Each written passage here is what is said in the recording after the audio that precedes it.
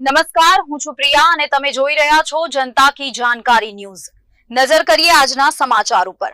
પાટણ સાંતલપુરના ફાંગલીમાં ગટર લાઇનનું કાર્ય બન્યું દુર્ઘટનાનું કારણ। વૃદ્ધને ઈજા, ગ્રામજનોમાં રોષ। ગટરના ખાડામાં પડતા વૃદ્ધને ગંભીર ઈજા, ફાંગલી ગામના લોકોમાં તંત્ર વિરુદ્ધ આક્રોશ।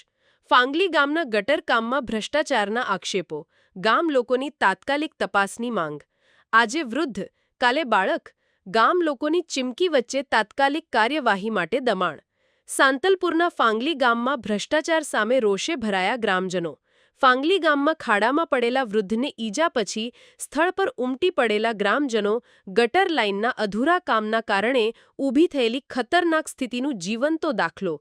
ખાડામાં ભરાયેલા પાણીના દ્રશ્યો, ગામમાં છવાયેલા ભય અને અસંતોષ, ઈજાગ્રસ્ત વૃદ્ધને સહાય કરતા પરિવારજનો અને ગ્રામજનોનો ગુસ્સો, ગ્રામજનો દ્વારા તંત્ર સામે નારાજગી વ્યક્ત કરતી તત્કાલ તપાસની માંગણી।